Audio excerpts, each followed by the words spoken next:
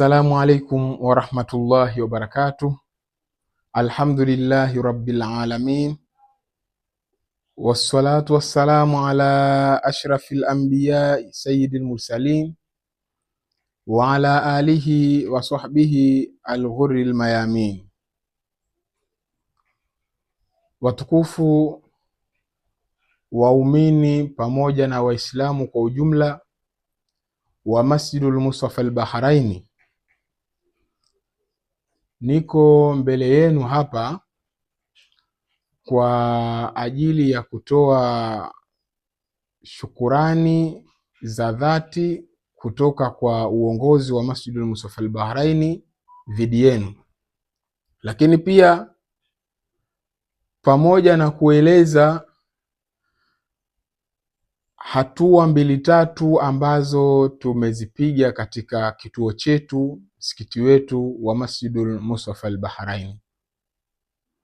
Ni kwa muda uliokuwa mrefu huko nyuma tulikuwa tukipiga harambee chango mbalimbali za mara kwa mara, kila baada ya salati Juma, kila tunapokuwa tunakutana kwa pamoja na kwa wingi, huwa tunapiga chango, zinapitishwa chango, lengo na mara kwa mara tukitangaza kwamba ni chango za sadaka kwa ajili ya ukarabati wa kituo chetu, kwa maana msikiti wetu Masjidul Mustafa al-Bahraini.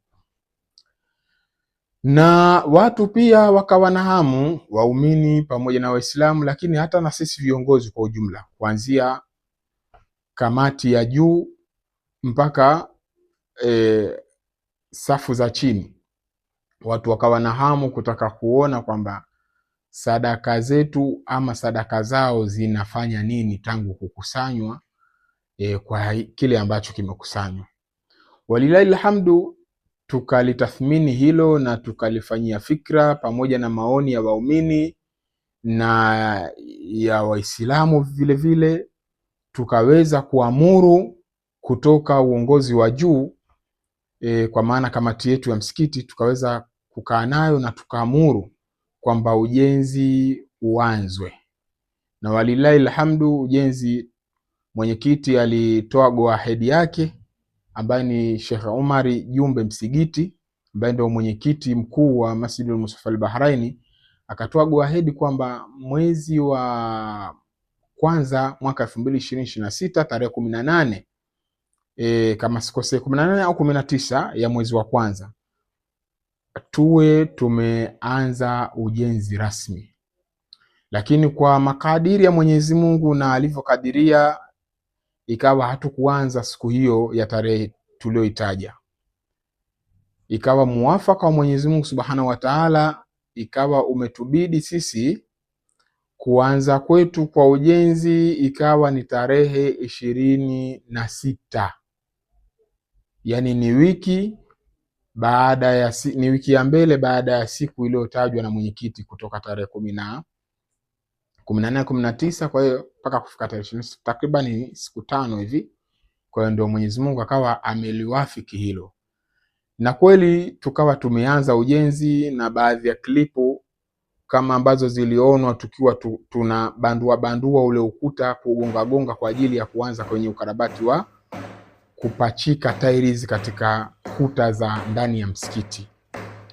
Na ukarabati ni mpana kwa hakika, msikiti unahitaji kukarabatiwa katika nyanja mbalimbali, kuanzia sakafu ya chini tuweke ya kisasa, kuanzia dari, lakini kuta zake za ndani pamoja na furniture kama vile mafeni na taa za kisasa, yote hayo yako kwenye mipango. Lakini ambalo tulilitanguliza tukiwa sisi ni viongozi wa kamati kuu ya msikiti, tukaona tutangulize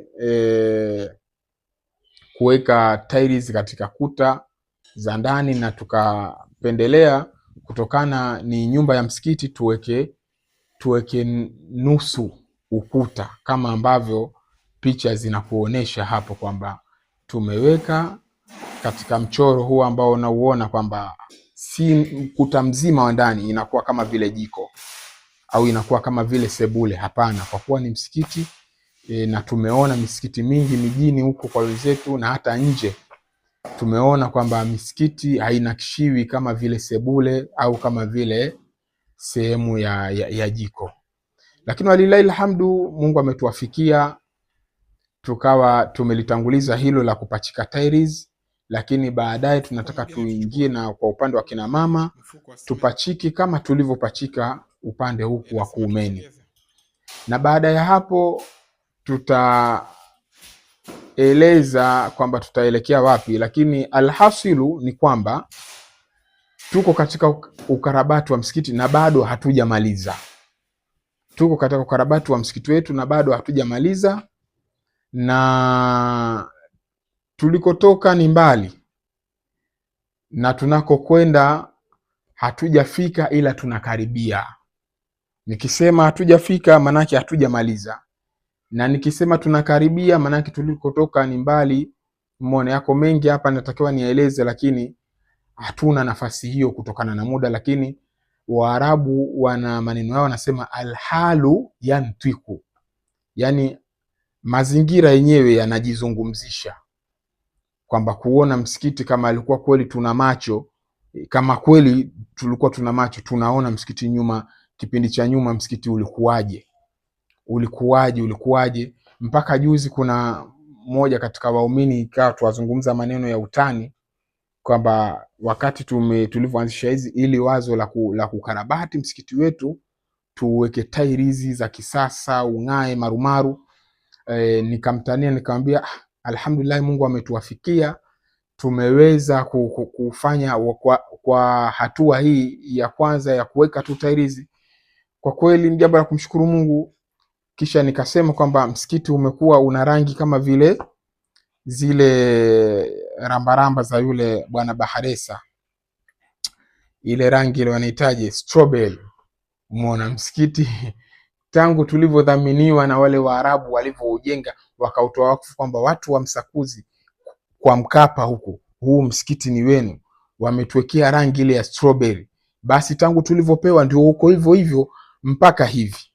Kwa hiyo hivi leo tulivyoweka tairi hizi, basi alhamdulillah, we mwenyewe muumini na Muislamu unaona kwamba ni kwa namna gani tumepiga hatua, maana tulikotoka si karibu na tunakokwenda hatujafika, ila tunakaribia. Kwa hiyo watukufu Waislamu na waumini, kwa machache haya, kwa niaba ya uongozi wa Masjid Mustafa al-Bahraini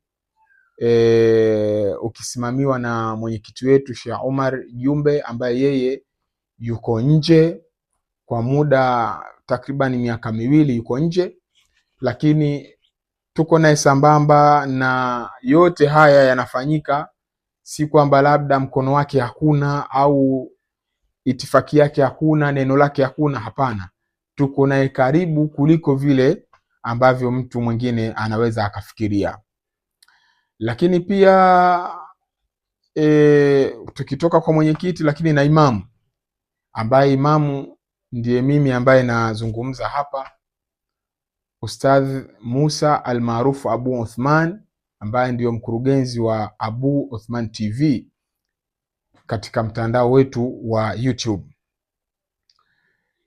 Ni juhudi pamoja na kuyapa mgongo yale makando kando, na ndio tumefika hapa. Lakini pia na nguvu za waumini na Waislamu, na mara kwa mara huwa tukieleza kwamba msikiti wetu hauna wadhamini. Msikiti wetu hauna wadhamini, na wala hilo halijatunyongesha kwamba hatuna wadhamini msikitini kwetu. Hilo mimi kama imamu, halijatunyongesha kwamba msikiti wetu hauna wadhamini bwana, hilo halijatunyongesha, bali limetupa nguvu kuona waumini wetu ndio wadhamini wetu. Waumini wetu waliotuzunguka, Waislamu na jamii yetu pale, ndio wadhamini wetu. Manake alfu yetu, alfu yako, alfu ya yule, alfu tukiweka haba na haba, kibaba hujaa, kisha tunapanga mipango. Kwa hiyo kwa sura yetu hii, bila kuomba mtu, bila kugonga geti la mtu, sijui kufuata matajiri, mimi nikiwa ndio imamu, hilo nilivunja na nikamwambia mwenyekiti, tuvunje utaratibu wa kuwafuata sijui matajiri kwenda kuwagongea milango. Hapana, tunashusha heshima kwa viongozi wetu ambao kuanzia imamu na kadhalika. Lakini pia tunashusha heshima ya Uislamu, kwamba onekana Waislamu hawezi kufanya mambo yao mpaka wagonge, ingawa tunawagongea mageti pengine ni Waislamu nao, lakini kwamba kwa nini? Umeona, kumbe tuwaweza kufanya yenyewe. Ndio tukaanzisha ule utaratibu wa kwamba kila Ijumaa kila muumini akihudhuria Ijumaa aje na chochote kitu, na ni hiari, hatukuiweka ni lazima. Na ni kweli muumini aliyetamamu akaona kwamba sasa paka imefikia mwalimu anazungumza Ustadh Musa kwamba ni hiari mtu kuchangia msikiti, halitogongwa geti la mtu, hatofatwa mtu nyumbani kwake, na si kwa ubaya, ni kwamba tuchunge ile heshima, ifike pahala kwamba Mungu watu wamfate mwenyewe, mambo ya Mungu watu wayafuate, na sio kwamba watu wafuatwe kwa ajili ya mambo ya Mwenyezi Mungu. Kwa hiyo kwa upande wetu tukapendelea hivyo, na walilahi alhamdu, na hayo ndio matokeo. Lakini pia tukawa tulianzisha tuseme kama kibubu ambacho baadhi ya waumini ambao wamejiunga ndani ya kibubu hicho, kwamba kila Ijumaa tunachanga 7,700 kwa kila muumini, alafu kila Ijumaa anatoka muumini mmoja ndani ya ule mzunguko, ambayo pesa anayoipokea muumini katika ule mzunguko wa kile kibubu, senti anapokea ni yake, asilimia ndogo sana tunaichukua tunaingiza kwenye sadaka ya msikiti, ambayo ndio hiyo ikizunguka watu wote mpaka kuja kupokea, ndio tunakuwa tumepata kijihela fulani cha kuweza kusukuma ukarabati wetu wa msikiti. Na bado tunaendelea, na bado tunawaalika watu kwa hiari zao waweze kujiunga ndani ya kibubu chetu hicho, ili tuweze kuendesha ukarabati wetu. Lakini pia mtu naye aweze kuweka hela yake kwa Mungu na aipokee bila dhulma, bila riba, bila makato aina yote. Zaidi tunachokikata ni ile sadaka yako ambayo ulitakiwa pengine utoe hata kama alikuwa uchezi huu mchezo, lakini tukaisanifisha ili tuweze kuichukua sadaka katika njia yenye kupendeza, kwamba awe anapata mwenye kuwekeza chochote kitu, lakini pia awe anapata kwa thawabu katika kuwekeza sadaka yake katika kukarabati nyumba ya Mwenyezi Mungu Subhanahu wa Ta'ala. Hivyo nikiwa mimi ni imamu mkuu wa Masjidul Mustafa al-Bahraini, ninakushukuruni sana waumini wangu, Waislamu kwa ujumla, ninakupendeni, tunashukuru. Na ya kusemwa ni mengi, lakini mwisho kabisa tu ni kuwaombea Mungu, lakini nanyi pia muombe Mungu uongozi wetu ama uongozi wenu wa msikiti wenu huu. Muombe Mungu pamoja na mwenyekiti wenu pamoja na imamu wetu, tuzidi kupata weledi. Mungu atukinge na hasada za watu, fitna, maana katika mambo kama haya hawakosekani watu wa ovyo ovyo, lakini pia hawa watu wa ovyo ovyo ndio sababu ya maendeleo pia kupatikana, kwa sababu wakiwa watakosekana watu wenye kukuchallenge ubongo wako, maana yawezekana wewe kwa umelala tu pale pale. Kwa hiyo hatuna budi kwamba watapatikana watu wenye kutuchallenge katika fitna, katika nini, lakini pia mtuombee Mungu tupate matulizo ya nafsi na tuweze kuwapuuza. Walilahi alhamdu, kama mimi namshukuru Mwenyezi Mungu, nimewapuuza baadhi ya watu ambao wana challenge kuona kwamba namna gani, vipi vijana wadogo wanaendesha msikiti na mambo yanakwenda, haumbwi mtu. Basi tafrani pia hilo halikuwapendeza, kwamba kwa nini haumbwi mtu. Kwa hiyo na hatuna nafasi ya kuyaeleza sana hayo, lakini kwa nafasi pekee muumini lazima tumfahamishe ayajue kwamba haya nayo yapo. Umeona, hayo nayo yapo, lakini kwa dua zenu na kwa maombi yenu tuombee Mungu, basi tuzidi kuendelea, na inshallah tutafika palipokuwa pazuri, palipokusudiwa. Na mfano mfupi ni kama hivyo mnaona, mengine hatuwezi kuyataja hapa, nyinyi wenyewe mwayaona, maneno ni yale yale, alhalu yantiku, hali yenyewe ikiwa mwaona inazungumza, mazingira yenyewe yanazungumza. Tulikuwa hatuna maji tukapata kisima, mwalimu alikuwa hana nyumba ya kukaa, anapanga kodi, tukapata nyumba ya kukaa. Msikiti ulikuwa hauna umeme, ilikuwa ni kama boma tu, tukapata umeme. Na yote hayo yamewekwa ndani ya utawala wangu mimi.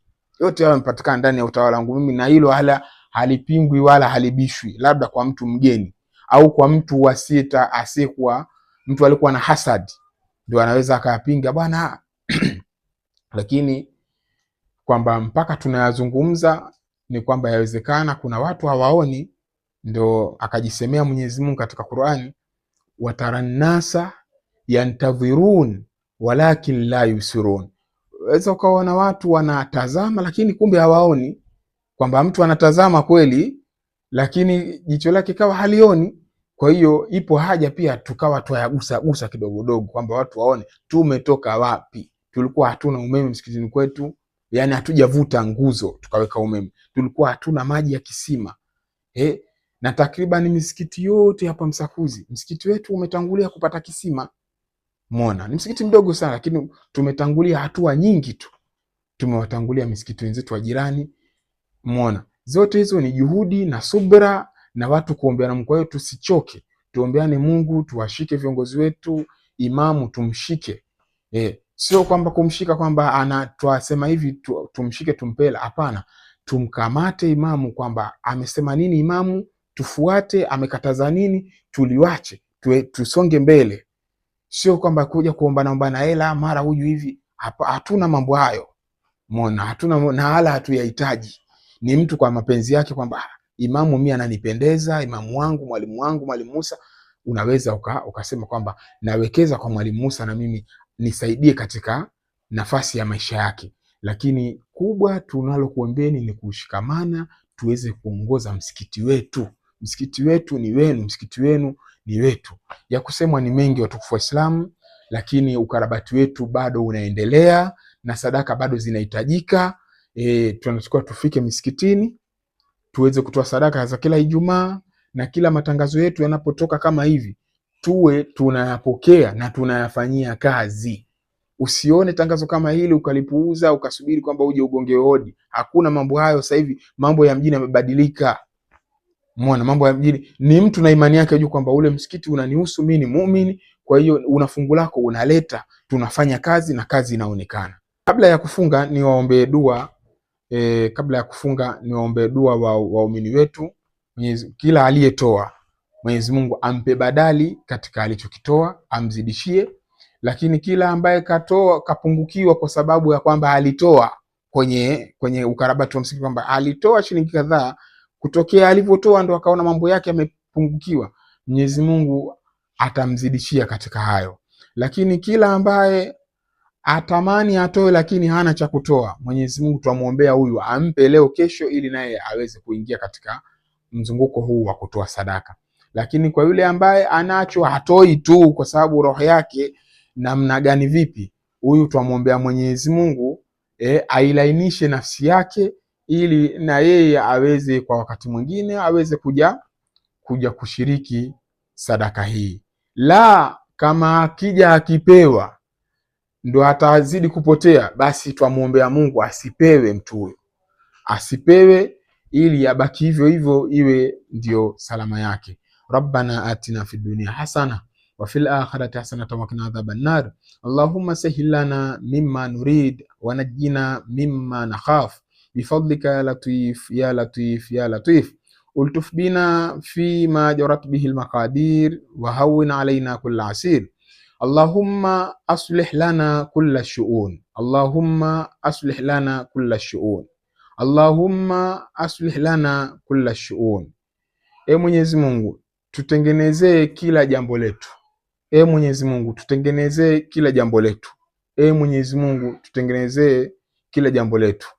Wa sallallahu ala sayyidina Muhammad wa ala ali sayyidina Muhammad walhamdulillahi rabbil alamin.